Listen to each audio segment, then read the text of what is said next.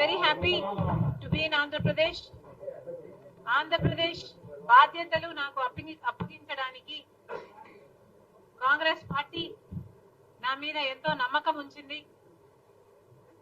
ఈ నమ్మకాన్ని వమ్ము చేయకుండా కాంగ్రెస్ పార్టీని బలోపేతం చేయడానికి రాజశేఖర రెడ్డి గారి చివరి కోరిక రాహుల్ గాంధీ గారు ప్రధానమంత్రి కావాలి అని ఇటీవల కాలంలో నాకు గట్టిగా ఈ అంశం పదే పదే గుర్తు రావడం, ఎందుకంటే మణిపూర్ లాంటి ఘటనల వల్ల మన దేశానికి బీజేపీ ఒక ప్రమాదమని, BJP is dangerous to our country అనేది నాకే కాదు చాలా మందికి అర్థమవుతున్న విషయం. కనుక రాజశేఖర రెడ్డి గారు ఎప్పుడో చెప్పిన మాట 14 సంవత్సరాల కింద రాజశేఖర రెడ్డి గారు రాహుల్ గాంధీ గారు ప్రధానమంత్రి కావాలి అని కోరారు.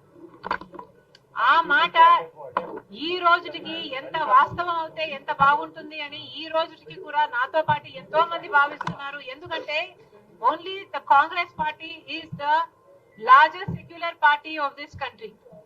బీజేపీ పార్టీ లాంటి రైటిస్ట్ పార్టీలు అధికారంలో ఉంటే మణిపూర్ లాంటి ఘటనలే జరుగుతాయి.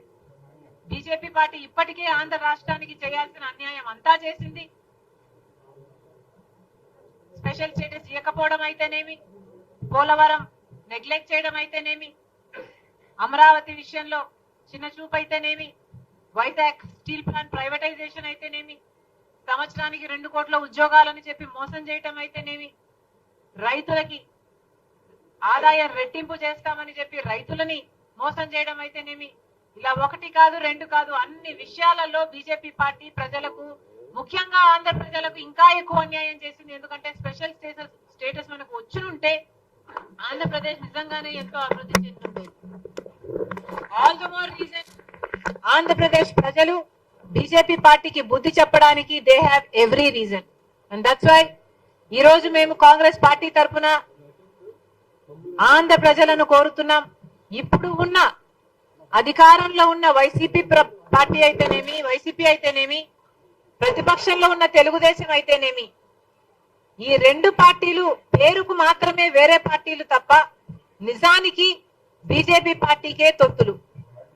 వీళ్ళకు పొత్తులు ఉన్నాయి లేవు అన్నది డిస్కషన్ కాదు. ఎందుకంటే వీళ్ళకు పొత్తులు కంటికి కనిపించని పొత్తులు ఉన్నాయి. వీళ్ళు బీజేపీతో కుమ్మక్కయ్యారు కాబట్టే ప్రతి అంశంలో బీజేపీ పార్టీకి సపోర్ట్ చేస్తున్నారు.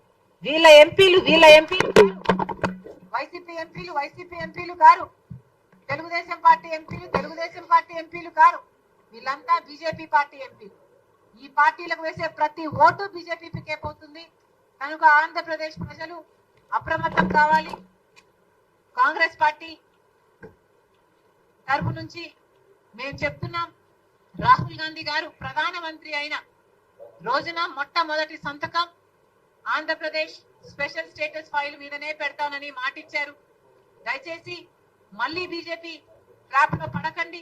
ఈ వైసీపీ అయినా తెలుగుదేశం పార్టీ అయినా వీళ్ళు ట్రాప్ లో అసలే పడొద్దు. ఎందుకంటే వీళ్ళు ప్రజలకు స్వలాభం కోసం ప్రజల ప్రయోజనాలని తాకట్టు పెట్టారు. గత 5 సంవత్సరాలలో ఒక్క విషయంలో కూడా వైసీపీ ఎంపీలు గాని తెలుగుదేశం పార్టీ ఎంపీలు గాని బీజేపీని వ్యతిరేకించింది లేదు.